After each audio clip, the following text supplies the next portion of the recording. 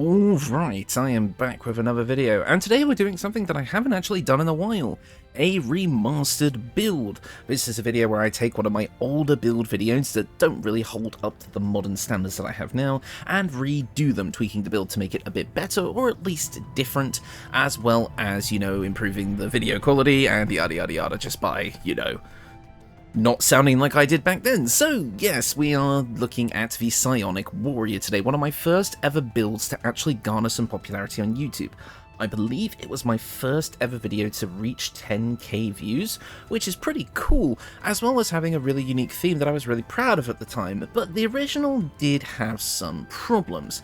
It had the issue of lacking a few things that you would really like from a warrior character, such as extra attack, and my justifications for going as high as I did in Wizard in that video, well, now that I know more about the game and how I can manipulate things a bit better, it doesn't really feel necessary to go that high. The only thing we're going to be really missing out on is something like Hold Monster, but otherwise we're going to be able to get a lot more out of this build by going for a different level spread, so that's what I'm going to be doing here. So, for those of you who aren't familiar with the original video, the Psionic Warrior was meant to be kind of like my first psychic-themed character, of which now I've done many in different shapes and sizes. This was kind of my attempt to use what I thought at the time was kind of a, not of so obvious pick. I felt most people who used a wizard for psychic stuff would go for enchanter, so I went with a different class, which we'll get to later, to try and create what, in my opinion, was a really fun wizard warrior build. And you guys absolutely agreed. Again, it was one of my most popular videos, but I did receive a lot of criticism for one reason or another, which I'm hoping to rectify today. Also, we're playing a Githyanki character, and those are some of my favourite characters to play in this game alongside Drow, so it's a win-win. Anyways, the main goal of this build is to be a martial-capable character, being able to do lots of damage and be at the forefront of combat, while still being able to manipulate the battlefield with psychic-themed control abilities, as well as being able to take advantage of the subclass features we'd be getting from taking Wizard as well, not to mention picking up some utility options too to help traverse the map a bit better, or maybe be a bit better as the face of the party. So, without further ado, let's get into it, because this remastered version of this build might be one of my most powerful. Not of all time, but it's definitely up there in terms of its ability to be able to both tank and deal damage, as well as spread battlefield control consistently. Also, the original build had a bit of an issue where I used a lot of stat boosting equipment, and it didn't give any early game options either, which has mostly been fixed. So, let's get into it. First up, sticking to the original vibes of the video, we are going to be doing a fighter to start. Fighter is going to give us a ton of stuff, access to all the weapon and armor proficiencies that we like, as well as a few things like second wind. As for the general leveling of this build, I think you are going to want to play this as a mostly straight fighter for the most part. If we're going to be playing a martial character, then getting access to extra attack as early as we can is great. And we also want to make good use of that 6th level 3 feats that we get, that extra feat.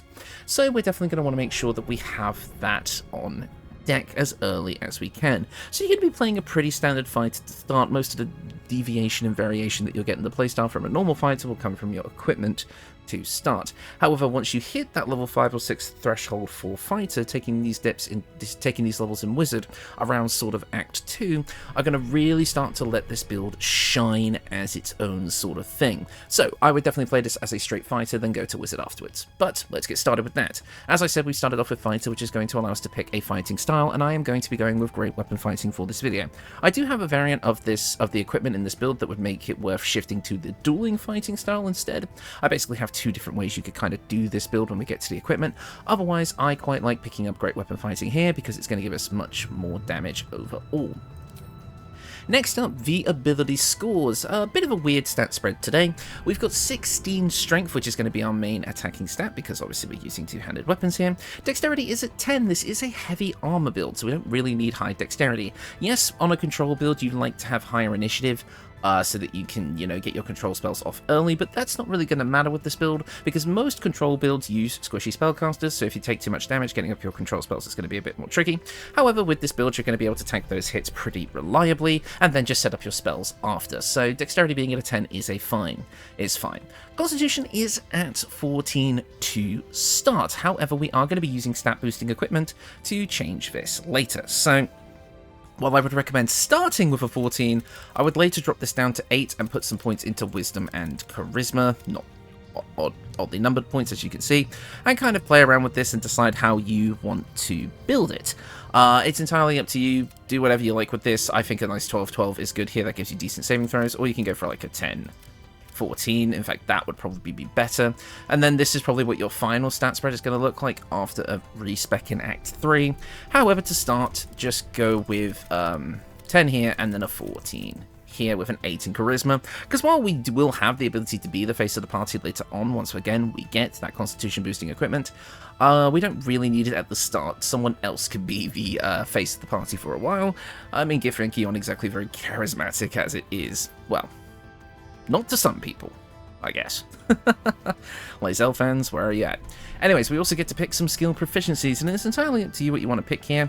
It's not going to make or break the build. I've gone with the soldier background here because that kind of just made sense for a Githyanki, and this build will obviously also work for Lae'zel, so you can get athletics and intimidation from that, as well as being able to pick up some fighter proficiencies like insight, and I would say perception would be a good one.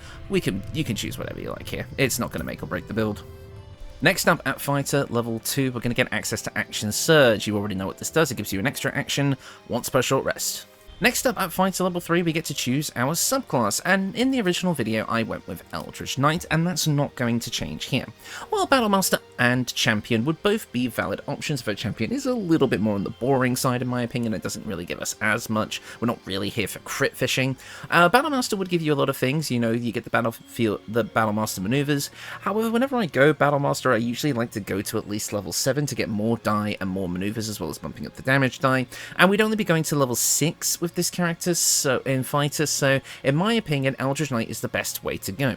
We're going to get some utility cantrips and spells, which are already good for us because we are going to be able to use them with our intelligence modifier, which we're already going to be using for wizard as well, so it all makes sense to line up. It's basically just going to give us more lower level wizard spells, which honestly a lot of the good utility options for wizard are at level 1 anyway, so it's pretty much worth picking it.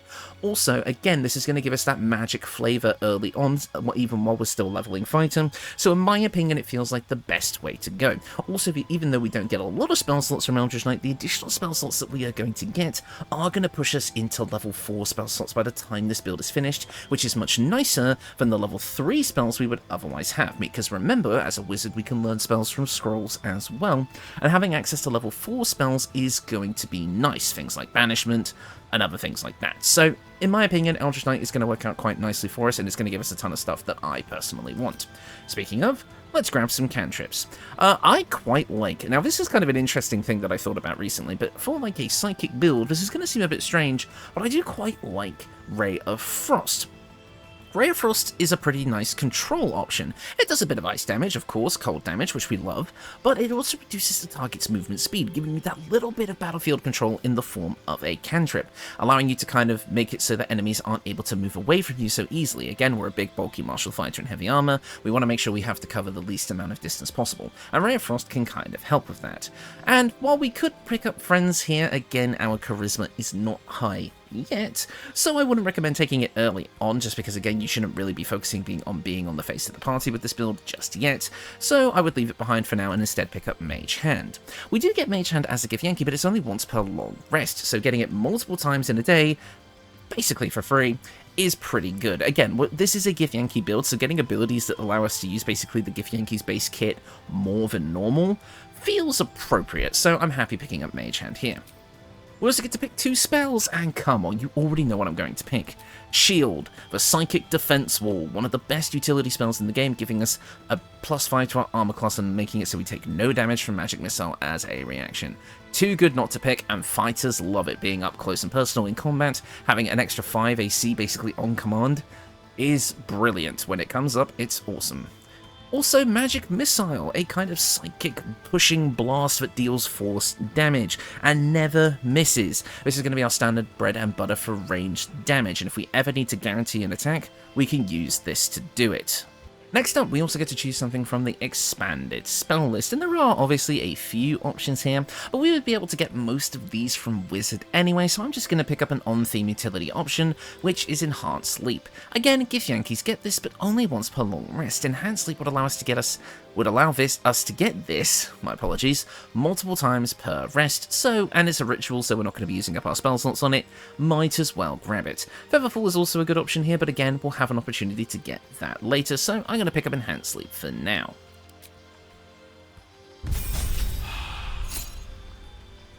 Next up, at Fighter level 4, we're going to gain access to a few things, namely another level 1 spell, and I'm going to be taking Thunder Wave, again, almost kind of functioning like a Psychic Blast, but at close range, pushing away enemies with your pure Psionic Force. Quite nice.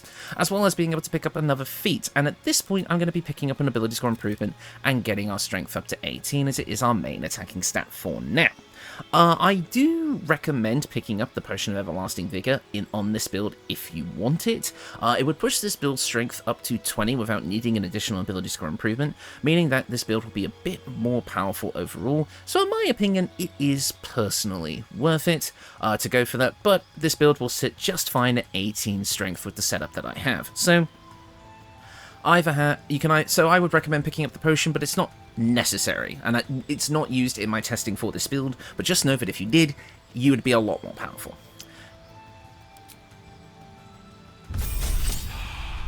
Next up, at Fighter level 5, of course, we're getting extra attack. You already know what this does, I'm not going to get into it. But we do get Misty Step as a Githyanki at this point, so that's pretty cool. And next up, Fighter level 6, we're going to get that extra feat that I was talking about. And at this point, we can get into a feat that is optional for this build, but I would personally recommend it. Again, if you're going with the two-handed fighting style, then there's absolutely no reason not to pick up Great Weapon Master. This was a big thing that the original build was missing, but it's going to absolutely kick the power of this build into overdrive. You guys already know it, but I'll go over it quickly.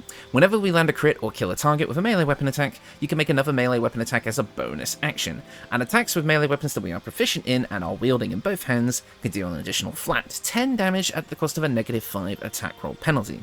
Now normally I would get over this penalty by using something like, say, the Risky Ring, but because this is a magical control build, you actually have a lot more ways of getting around this problem than you normally would. I'll get into it when we get into the spells section, when we get into the wizard levels, but you will see that we'll have a lot of options of overcoming this. While the Risky Ring, to give yourself advantage on every attack, would definitely patch that up, and be a bit more free, I want to kind of approach it from a different angle, and the idea of using our control spells, which is what this whole build is based around, to fuel our feat, just feels great to me, so that is what we're going to be going with for now. My phone is vibrating. Stop it. I'm recording a video, leave me alone. Right. Next up, you could technically get a level 7 in this build for War Magic and level 2 spells, but I personally don't think that's worth it. So here we go. Let's jump over to Wizard. Wizard is going to give us a ton of things that we love actually as a martial character. The utility is unparalleled. First up, we can pick up Friends. Again, maybe at this point you're starting to get the equipment that we want, so maybe having this just as a utility tool in your arsenal would be nice. Next up, Shocking Grasp, a melee cantrip, always nice to have. And finally, Minor Illusion because psychic shenanigans. Next up for our spells, we get to pick 6 of the bloody things, and we have a lot to choose from. Obviously, I'm going to want the utility options. Let's pick up Longstrider and Featherfall, giving us more movement speed, as well as the ability to negate full damage, which is always useful.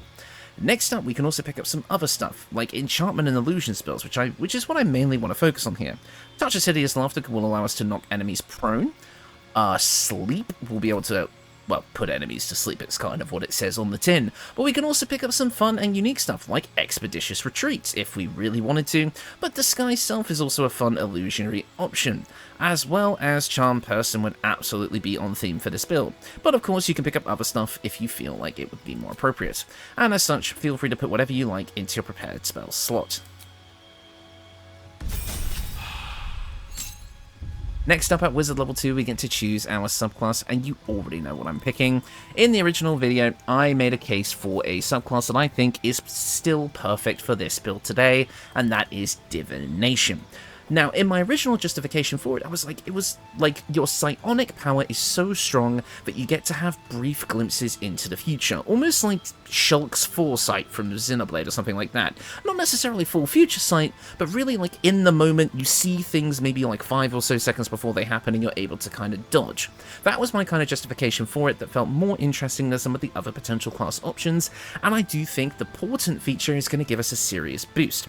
Portent is basically going to allow us to gain a couple of die rolls at the start of the day. We record those results and are then able to replace future rolls in between long rests with those Portent die. Again, I've given this example a million times, but I'll just go over it quickly. Say, for example, one of our Portent die is a 2, and we cast Tasha's Hideous Laughter, but the enemy makes the saving throw.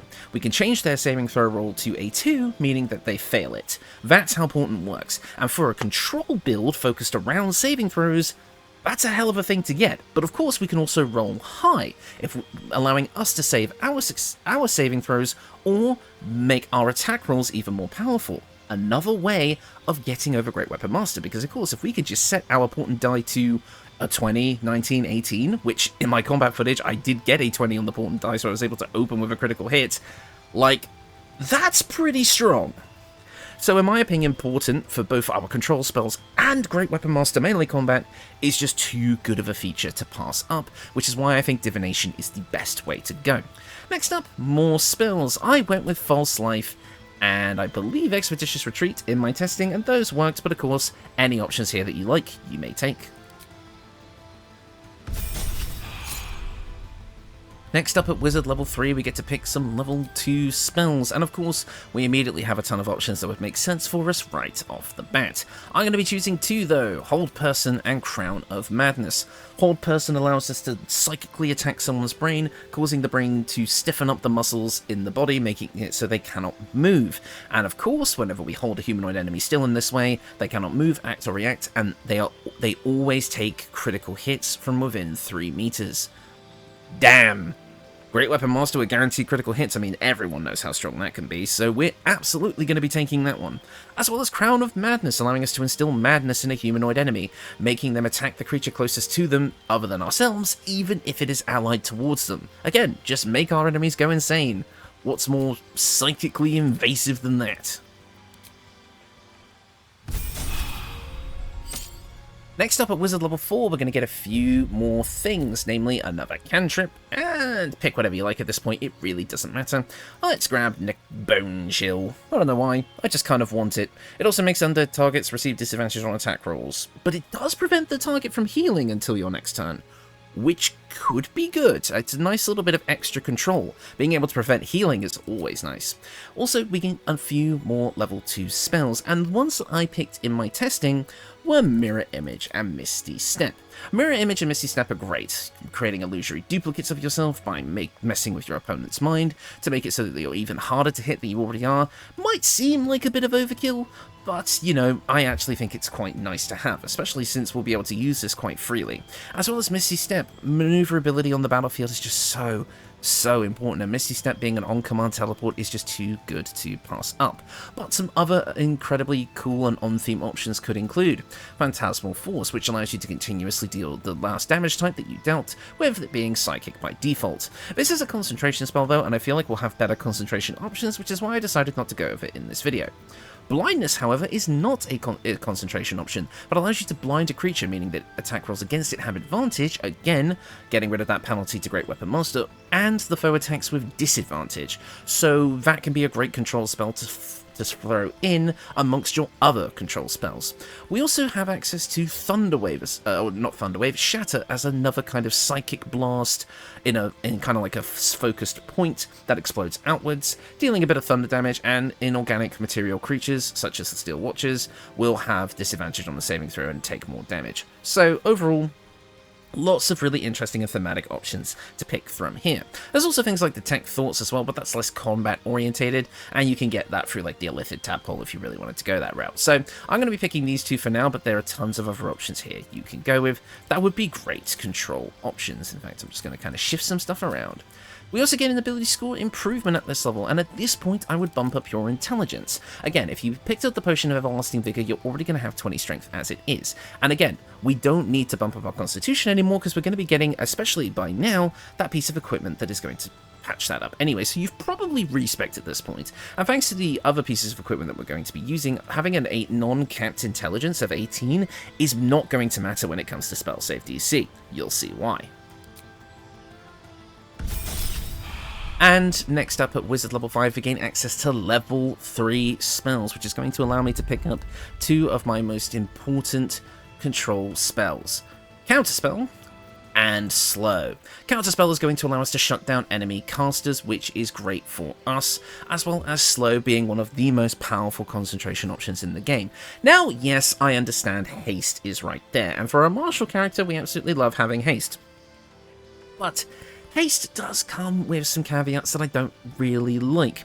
It basically just turns us into full martial fighter mode, not allowing us to concentrate on anything else, whereas if we go with Slow, we gain a ton of battlefield control over up to 6 creatures, and they also have their AC and dexterity saves reduced by 2, meaning that reduced AC means higher chance to hit with Great Weapon Master, and taking multiple enemies out of basically out of the fight by making it so they can barely move and attack, as instead of just buffing up one character on our side. It just makes more sense for me to go with Slow with this build. In fact, in my opinion now, you can tell my build making philosophy has shifted, because I used to take Haste on every build. I don't remember the last time I took Haste on a build over Slow.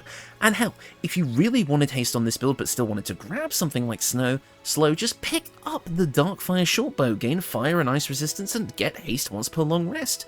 That's pretty much all you need. But let's get into the other level 3 options while we're here. Fear. Great level 3 option. It's an illusion spell, so it'll work with some equipment. It makes it so that targets drop their weapons, I believe, as well as have disadvantage on ability checks and attack rolls, which is great. And if the target ends their turn where they can't see you, they can make another saving throw to shake off their fear. Basically, just make enemies afraid of you. There's also Hypnotic Pattern, basically just making enemies completely useless. And can also be cast while silent, so it has that little bit of niche. And of course, any of the level 2 spell options I chose before would also work here, so pick your poison, and there's a lot of deadly poison to choose from. Next up, at the final level of Wizard, we're going to be picking up our Expert Divination feature, giving us now 3 Portent Die per long rest instead of 2, with the ability to, whenever we take a short rest, we receive a prophecy, basically a little side quest to be able to gain another Portent Die every short rest. So we're going to have a lot of Portent Die, 5 normally and 6 if you've got a Bard in the party, which is huge. This means you'll be able to manipulate pretty much at least 1 roll per battle, maybe multiple, without really expending your resources completely. So, in my opinion, it made sense to get at least level 6 of Wizard here, because getting this feature is so important, and it adds an extra gameplay mechanic that we get to use throughout our adventure, which is super fun. So I'm really happy to pick up this feature here, giving us more Portent Die and more opportunities to control the battle. Next up as well, for our spells, you get to pick any of the ones I kind of suggested before. I personally liked picking up Fear because it felt right for this build, and I think Blindness would just be too good not to pass up. In fact, I think maybe you could probably replace the Mirror Image that we got earlier with Blindness and just get Mirror Image later, because we don't really need that extra AC, it's kind of overkill, whereas Blindness being able to just straight up give us advantage for Great Weapon Master is just too good. So I think this is a great final spell kind of option here. And that is the build. Overall, what you're going to be getting out of this is a ton of utility, battlefield control, and offensive power. You're always going to be able to do big damage thanks to Great Weapon Master, and using your control spells to kind of overcome its weaknesses are going to give you a big boost in battle, as well as guaranteed range damage through things like Magic Missile, a ton of utility spells from Friends, all the way up to things like Featherfall, Enhanced Sleep, Misty Step. Being able to inflict multiple status conditions is great, and again, Hold Person and Slow are just too good not to pass up. And again, because we have these level 4 spell slots, we can learn scrolls up to level 4, which can give you a ton more options. Greater invisibility, banishment comes to mind. There's just so many that you can do with that level 4 spell slot. Yes, unfortunately, we don't get the really high level battlefield control spells yet, because we don't go to level 9 of Wizard, whereas again, where you would get things like Hold Monster, which does hurt not to have. But we can patch up a bit of that weakness thanks to our equipment. So let's get into it. With our equipment, we've got a bunch of staples from the old build. In fact, not much has actually changed since the original, with the exception of a couple of pieces. But I've got some better justifications as well as early game alternatives for you, in where the original build didn't, so let's get into that. First off, our weapon of choice is of course once again the Silver Sword of the Astral Plane. This is going to give us an additional 1d6 psychic damage on all of our attacks. It's a +3 legendary weapon, as well as because we are a Githyanki, when holding this weapon we have advantage on intelligence, wisdom and charisma saves, resistance to psychic damage, and we cannot be charmed. So our mind is so strong that all of the crap that we're doing to people isn't going to work back on us. Not to mention we're also going to get the Soul Breaker attack, which is going to allow us to possibly stun enemies and just deal even more psychic damage. So we've got big damage with this build, thanks to Great Weapon Master as well, like I said. As you can see here, a regular attack does anywhere from 20 to 35 damage, while our Soul Break attack can do anywhere from 24 to 39. So we're sitting pretty good when it comes to martial damage. And of course, if you know the trick, which is getting Kithrakfos to drop this weapon for you in Act 1 using the command drop spell, you can have this weapon as early as Act 1. However, a lot of people don't like this option. They think it's cheesy and kind of goes against the flow of the game, and I personally agree.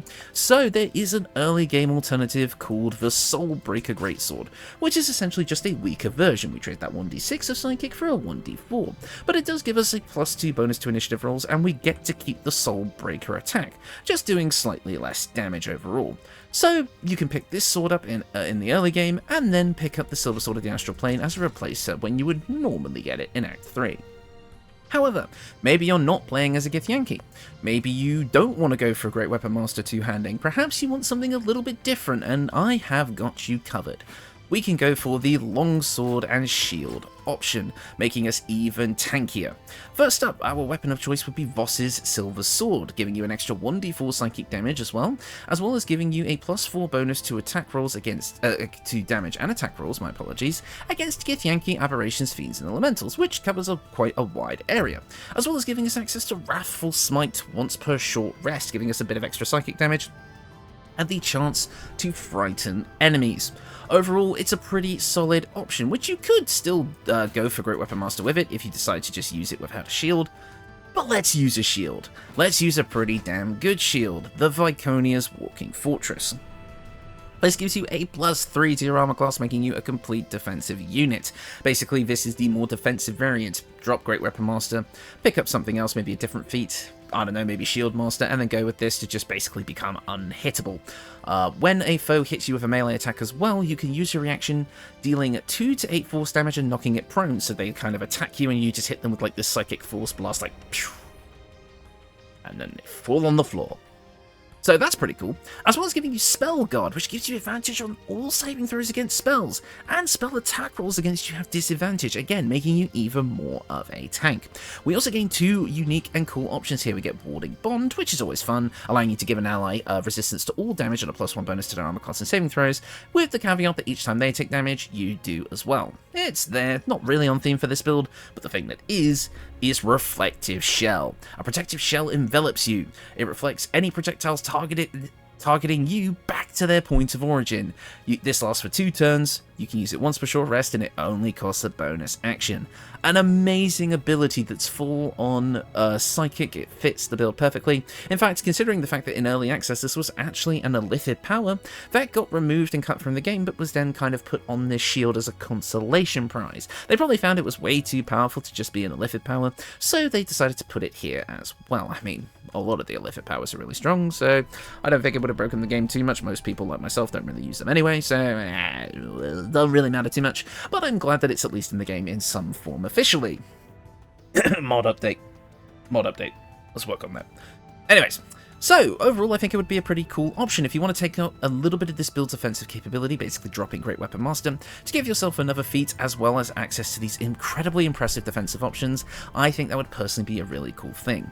As for the early game, if you wanted to go for the sword and board style, I would say I don't have any specific equipment here, but just pick up any shield. Any shield would really work for this, and any decent longsword you find in the game. Early Act 1 would be Fowler Alluve, could really be nice. So, it's entirely up to you. Choose whatever kind of sword and shield combo you want, but this would definitely be the endgame combo that I go for. But this build was doing the Great Weapon Master two-handed method, and that is the build I will be showing off for the rest of the video. But I figured I would just kind of give you guys that extra option as well, because in my opinion, I think it's pretty cool. Anyways, let's get into the equipment. First up, and it's a big one, we have the Helmet of Arcane Acuity. Whenever you deal damage with a weapon attack, you gain Arcane Acuity for 2 turns. Arcane Acuity makes it so the affected entity has a +1 bonus to its spell attack rolls and spell difficulty class for each remaining turn, and you reduce the duration by 2 each time the entity takes damage. So basically, for doing what we want to do, which is hit stuff with our sword a lot, we're going to get a bonus to our spell save DC, making our control spells way more likely to succeed. So it just synergizes with this playstyle perfectly. We attack, raise our spell save DC, and then go ham with the control spells. This, I believe, can stack up to, I believe it's 10 times, if not it's 7 times, but I might be thinking of Wrath, which means that's a +10 to spell difficulty class. Yeah, that's pretty good. Next up, for our cloak, we have the Nymph Cloak. This is going to get us one of those high-level spells that we originally had access to in the build with our original leveling scheme, but don't now. The Nymph Cloak is going to give us access to Dominate Person once per long rest, allowing us to put a creature under our control until they succeed a Wisdom saving throw. As long as we use our concentration, we can keep this up for 10 turns, which I think is a pretty powerful feature that fits on theme for a Psionic warrior, literally temporarily turning your enemies into allies in order to be able to attack. So in my opinion, I think this is a pretty great thing to grab. Next up, the Armour of Persistence. All incoming damage is reduced by 2. Nice. We also gain Resistance and Blade Ward. Resistance giving us a 1d4 bonus to saving throws, as well as Blade Ward giving us resistance to bludgeoning and piercing and slashing damage. This is going to make us a lot more tanky, giving us psychic resistance as well as physical resistances. We're going to be pretty good in battle, as well as giving us 20 AC. Legend. Next up, but of course this is an Act 3 option, but if you want an interesting earlier game option, you can go for, well, any heavy piece of armor. In fact, the adamantine stuff would be great, but we also have the Rippling Force Mail. The Rippling Force Mail will give you Force Conduit whenever you take slashing, piercing, or bludgeoning damage. And Force Conduit itself means that bludgeoning, boom. I can't speak today. Bludgeoning, piercing, and slashing damage against the affected entity is reduced by 1 per turn remaining. And if the entity takes damage while it has 5 or more turns remaining, it deals 1d4 force damage in a 6-meter radius. So you use your psychic aura to kind of reduce damage against you until it eventually explodes in force damage around you. If it wasn't for the lower armor class, I would actually probably recommend this over the Armour of Persistence, but that 17 armor class hurts. Maybe this would be fun if you're going for the sword and board combo. That Viconia's Walking Fortress boosting you up to a 20 AC overall would actually be pretty nice. But the Armour of Resistance also giving us those flat out resistances as well and reducing our damage flat out on all damage. It's better overall, but maybe this would be a fun and thematic playstyle for the sword and board, like I said, so feel free to mix and match as you go. Next up, something I don't know how I missed this when I made the original Psionic Warrior video, but here we are. We have the Haraknir Braces. One of the big things I wanted from level 9 of Wizard was telekinesis, and this just gives us that without needing too much faff. Now, we are able to cast Mage Hand as a bonus action. Nice. We also have Strength +1 on our Strength saves, as well as telekinesis, which allows us to, every short rest, be able to spend our concentration to hurl enemies around for 10 turns using our action. So we don't even need to spend any spell slots on this, it just takes our concentration and we can do it every short rest. If you short rest after every combat, you basically just have telekinesis like you would as any other spellcaster. With the change, now this has been a bit of misinformation that's gone around the internet a lot. People couldn't decide if this piece of armor actually used strength for the spell save DC, as it is advertised too. There seem to be conflicting reports all over the internet, but as of now, the wiki is saying that yes, this uses your strength to cast. which is great. You either have 18 or 20 strength, and we can boost up our spell save DC anyway with the Helmet of Arcane Acuity. So you're pretty much always getting telekinesis off. It doesn't really matter too much, but I figured I would just point it out because I've made that mistake in previous videos. So yeah, we definitely want to kind of make sure that we know what we're working with here. And telekinesis does use our strength, but that doesn't matter because it's either the same as our intelligence or better. So works for us. And finally, the boots of psionic movement. I originally actually wasn't planning to include these boots in my remastered video here, but then I thought, nah, it's just too on theme, and also it's a little bit better than I thought. Whenever a Githyanki casts Fly, their next melee weapon attack deals an additional 1d4 psychic damage. I thought, yeah, that's cool, but then we have to cast Fly, which takes our concentration away from our control options. Except Githborn Flying Boots does not take your concentration. You can fly for 10 turns as a bonus action, getting an extra 1d4 psychic damage on each of your attacks after you do so. And then you can keep flying for 10 turns. It only works, you can only cast it once per long rest, but that's pretty good. And it feels very thematic to just be able to fly all over the battlefield. And it's also Githyanki armor, same as the Arachnid Bracers, which makes this whole look complete. Absolutely love it. I think it's perfect for this build. But an early game option for you would or could be the Boots of Striding, which may also work as just a flat-out overall option for the whole game. The Boots of Striding would allow you to cast a spell that requires whenever you cast a spell that requires concentration, you gain momentum from one turn, giving you a bit more movement speed. So concentrate on the spell and then be able to run in for martial stuff. Makes sense. As well as while you are concentrating, you cannot get knocked prone or be moved against your will. For those of you that don't know, being knocked prone actually just ends concentration, regardless of whether or not you succeeded the saving throw, so that gets rid of a big threat to a battlefield control build, especially one that's in the forefront of combat. The biggest enemy you will ever fight that will give you this problem is the Steel Watchers, so it might not be as valuable to you as it is to someone like me who tests all their builds on the Steel Watchers, so this may be a hit or miss for you, but personally I think it can be worth it. But I do like the psionic flying boots of psionic movement for this build overall. Next up, the accessories, and of course we have to talk about the Amulet of Greater Health. Setting our Constitution to 23, allowing us to put those points that we would put into Constitution into anything else like Wisdom and Charisma, as well as giving us advantage on Constitution saving throw checks. So this gives us a massive pool of HP, a massive Constitution saving throw score thanks to Fighter giving us proficiency in con saves, and advantage on Constitution saving throw checks. You are never ever going to drop a concentration spell, which is a huge thing for this build. And having 23 Constitution is great, considering half of our levels went into Wizard, which has that squishy hit die, so coming out of this with 136 HP is actually pretty toasty, especially for Tactician. I think this is pretty good, at least in my opinion.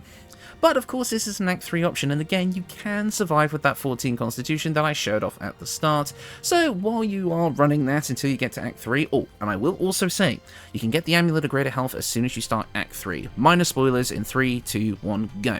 The House of Hope is able to be entered as soon as you start Act 3, pickpocket the ritual items from Hellsick, go to the House of Hope, grab the Amulet of Greater Health by making sure you do not trigger the trap, make sure you disable it first, also pick up the Gauntlets of Hill Giant Strength while you're there, and then just walk out of the House of Hope. You can come back and do the quest later with no repercussions. There you go, that's how you get the Amulet of Greater Health right at the start of Act 3. But of course, Act 1 option, the Psychic Spark, allowing us to augment our Magic Missile. It does give us a use of Magic Missile, but we are able to augment the ones that we can already do. Whenever we cast Magic Missile, we shoot an additional dart, which is an extra d4 plus 3 of force damage, which is always great, especially in those lower levels.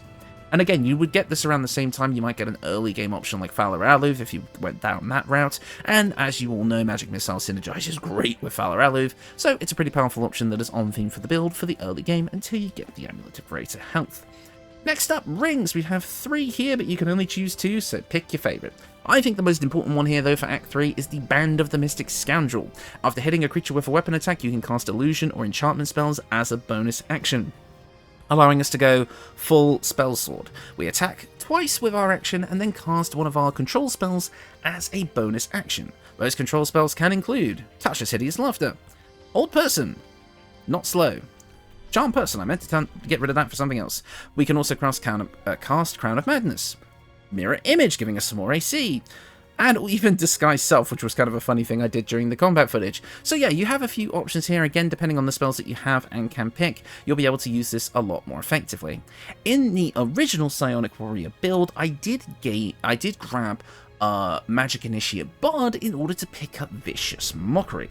Vicious Mockery allowed us to, well, cast Vicious Mockery as a bonus action, thanks to this ring. And while that is okay, it would mean having to use the Band of the Mystic Scoundrel, as well as having high enough points in Charisma to make Vicious Mockery actually work. I personally don't think it's worth it anymore. I liked it in the original build, but that's because I was using so much stat boosting equipment that I could just have high stats across the board, and now I just feel like it isn't really worth it. I think you get more power just out of just attacking regularly, and then getting some control spells or some utility options off of your bonus action regardless. So I don't think the Vicious Mockery route is the way to go this time, but hey, if you like it, you can do that. You'll just have to drop an ability score improvement or maybe the Great Weapon Master feat in order to be able to do so. So the Band of the Mystic Scoundrel, though, I think is still a powerful option, especially if you pick up the right spells for the job. And again, grabbing those spells for level 4 spell slots would give you even more. Imagine attacking twice and then, you know, starting up greater invisibility on your bonus action, being able to attack with advantage with Great Weapon Master on your next turn. Stuff like that. You see the potential of this build now. Next up, the Strange Conduit Ring. While concentrating on a spell, we gain an additional 1d4 psychic damage with our weapon attacks. It's like it was made for this build. However, if you do want another ring option, I can recommend the Ring of Arcane Synergy, allowing us to, whenever we deal damage with a cantrip, we gain Arcane Synergy for 2 turns. Arcane Synergy means that we add additional damage to weapon attacks equal to our spellcasting ability modifier. More damage. We always want more damage. You know, people in the comments tell me quite a lot that I sound like the guy from the IT crowd. I never heard it until this video. I don't know why I can hear it now. I don't know. Let me know if you think that's true. We need to settle that debate now. But yes, that is the build, and overall I think it is an improvement on the original.